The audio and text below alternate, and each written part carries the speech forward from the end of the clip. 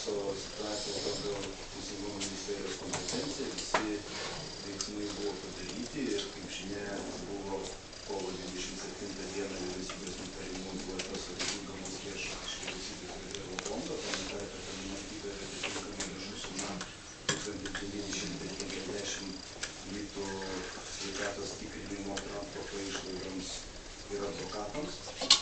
Po to, bendraujant su atitinkamom įstaigom, sveikatos įstaigom, kurios atlieka tyrimus dėl pakartotinų tyrimų, tai buvo tiesiog informuota, jog tos įstaigos neturi tokio rimto teisinio pagrindo, kad atitinkamai nemokamai atlikti tos tyrimus, nes advokatai yra šiek tiek kitokia pagal profesiją, pagal būtent priėmimo būdą kategorija asmenų, tai neteisėjai ir neteisėjų padėjėjai, bet antra vertus tuo viskas ir pasibaigė, nes žiūrint pagal tą visą situaciją, advokatų tarybos buvo raštas ir Teisingumo ministerijai pranešimai žiniasklaidoje, kad problema yra tame, jog kažkokių ypatingų arba specifinių tyrimų, apart to, kurie yra atliekami, nelabai gali tai mūsų centrai. Turiu minty sveikatos centras prie Vidaus reikalų ministerijos, kur yra ir kitaip. Tai situacija yra tokia, kad tuo metu, kai buvo inicijuota, buvo ministerijos kompetencijos ribose sprendimai dokumentauti ir padaryti, daugiau ir kitų naujų sprendimų nebuvo. Prašom. Norėjau tik papildyti. Tiesiog dėl pačios formuluotės, kaip jūs klausėt, ar atlikti tyrimai, tai galbūt teisinga būtų pasakyti, kad tiek mums į atsakymus, kaip paklausimus, tiek viešuose pasisakymuose medikų yra, sakysim, situacija tokia, kad nėra metodikų, kokių, kaip atliktos tyrimus, kaip nustatyti, nėra reglamentavimo, kokios leistinos normos organizmuose, todėl iš dalies ta diskusija, ar jum atlikti tyrimai ar ne, mes net nežinom. Tai va, toks galbūt pastebėjimas. Taip, ačiū. Prašom klausimą, jau norėčiau ir atsakymą. Prašom papildyti. Mes, advokatai, tokie patys piliečiai Lietuvos, kaip ir visi kiti. Mes atlikom savo darbinės pareigas. Valstybę atstovauja Teisingumo ministerija. Tai aš norėčiau tokį klausimą paklausti. Atlikdami darbinės pareigas, valstybė neužtikrino mums saugaus darbo. Kada bus sustatyta nelaimingo atsitikimo aktas darbe? Nes savo norų mes su atsitigarunėjom, mes atlikom savo pareigą, dirbom valstybei. Kada valstybė sakys už tai, kad apnuodijo šitiek žmonių?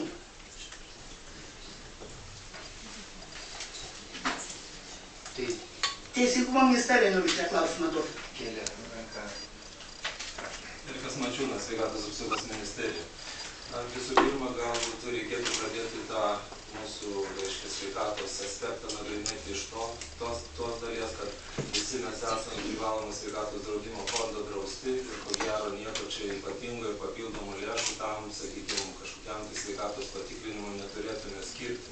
Tiesiog reikia eiliškumą nusistatyti ir tą elementarią tvarką, kurią pačioj pradžioj mes taip ir modeliavome, kad pirmiausia teisėjai šito teismo atvyko į Vidaus reikalų ministerijos medicinos centrą, kur konsultaciniai poliklinikoje atlikomas buvo gydytojų patikrinimas, gydytojų vertinimas, o tada jau mūsų prašymų, mes tiesiog perkeliam į Vilniaus universitetinės ligoninės Lazdynuose toksikologijos skyrių, paprašym, kad ir toksikologas patikrintų sveikatą taip pat.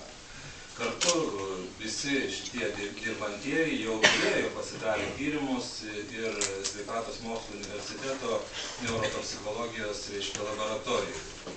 Tai visą šitą sistemą išlaikant, tokią metodiką išlaikant, visiškai nesudėtinga yra visų pirma taip pat padaryti, jeigu, aišku, kryptis tokia būtų. Pirmiausia, Vidaus reikalų ministerijos medicinos centras Arba kitas kelias yra, eini, kaip ir priklauso pas savo šeimos gydytoją ir jisai įvertindamas tavo būklę siunčia visiems konsultacijoms. Tik čia tada mums šiek tiek gal sudėtingiau būtų sukoordinuoti kiekvieno asmens tų tyrimų paėmimą, tą nuvežimą ir taip toliau. Va šitas aspektas liktų šiek tiek mums problematiškas, jeigu bandytume koordinuoti visų papildomų, nes, kiek girdėjau, bus 70 policininkų, dar papildomai, ta prasme, bus šiek tiek daugiau asmenų, kuriuos reikės iš tiesų ištirti, ne tik sveikatą patikrinti ir įvertinti, bet ir atlikti laboratorinį tyrimą tam tikrą. Tai va šitas aspektas yra vienas. Kitas dalykas, kuris man, kaip jau, sakykime, sveikatos apsaugos ministerijos vadovybės atstovai neramina, yra tai, kad mūsų kolegos nebesusitarė tarpusavyje. Gydytojai toksikologai sako, jog apsinuodijimo nėra, o darbo medicinos specialistai, nesiremdami gydytojų toksikologų išvadomis, daro šiek tiek kitokią išvadą ir net rekomendacijas duoda gydymui, kas šiuo atveju, suprantat, visiškai netinkama, nes gyvsidabrio apsinuodijimo metu mes neturime jokių specifinių vaistų, kad galėtume juos rekomenduoti ir pateikti. Kiek aš girdėjau, čia yra daugiau maisto papildai, tai maisto papildai apskritai nėra vaistai ir todėl jų kompensuoti apskritai mes jokiais variantais negalėsime.